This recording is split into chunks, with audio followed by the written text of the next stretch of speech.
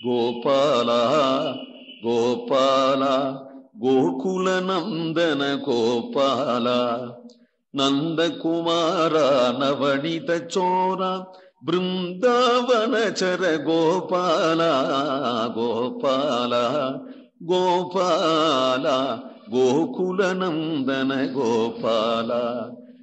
மைத்தடங்கண்ணி யசோதை வளர்க்கின்ற பெண்களை இப்படி வர்ணிச்சுன்னு வராரே, ஒவ்வொரு பாடல்லையும் கடைசி வரியில பெண்களை வர்ணிச்சுன்னு வரேன்னா அந்த பெண்கள்லாம் கோபிமார்கள் இல்லையா?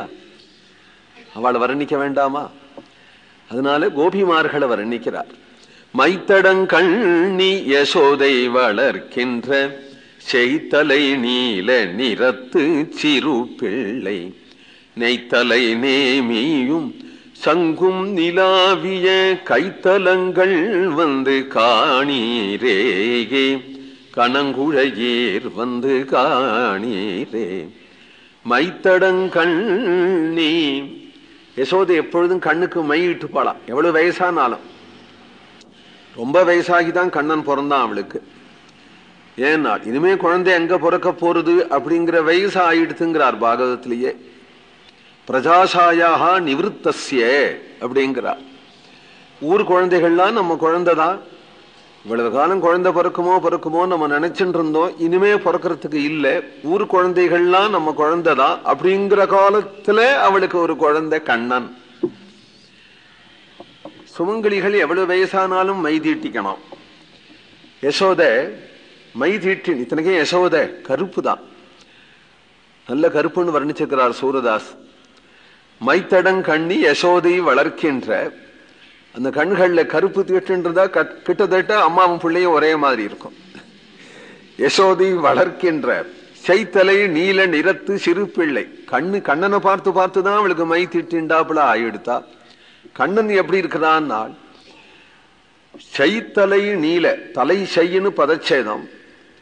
செய்தலை அப்படின்னு சொன்னால் வயல்வெளிகளிலே தண்ணீர் பாய்ந்து அதனுடைய தலைக்கட்டுகளில் புஷ்பங்கள் நிறைய பூத்தொடும். கருநீலம் அப்படிங்கிற ஆம்பல், இந்த கருநீலங்கிற ஆம்பல் நிறைய பூத்திருக்கும். எட்டகைன்னு பார்த்தா கருகருகருன்னு இருக்கும் புஷ்பம்.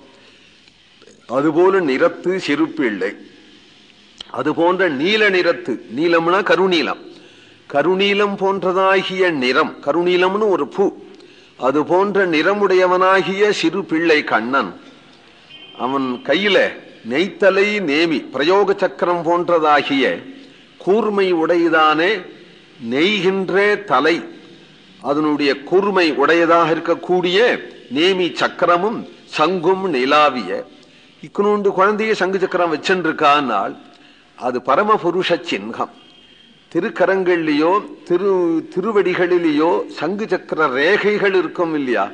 அந்த சின்ன பிஞ்சு விரலை பிரிச்சு ரேகை பார்க்கிற கோபிகள், பாட்டி, வயசான பாட்டிகளா, இது சங்கு ரேகடி, இது சக்கர ரேகடி என்று சொல்லும்படி அந்த ரேகைகள் திருக்கரங்கள்ல தெரியறதாம் கண்ணனுக்கு.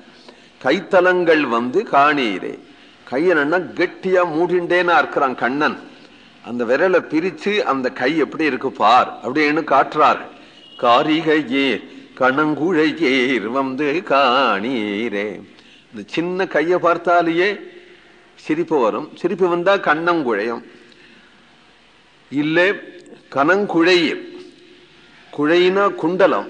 இந்த குண்டலம் கனகமயமானது, சுவர்ணமயமான குண்டலம் அணிந்து கொண்டிருக்கக்கூடிய பெண்மணிகளே பாருங்கள்.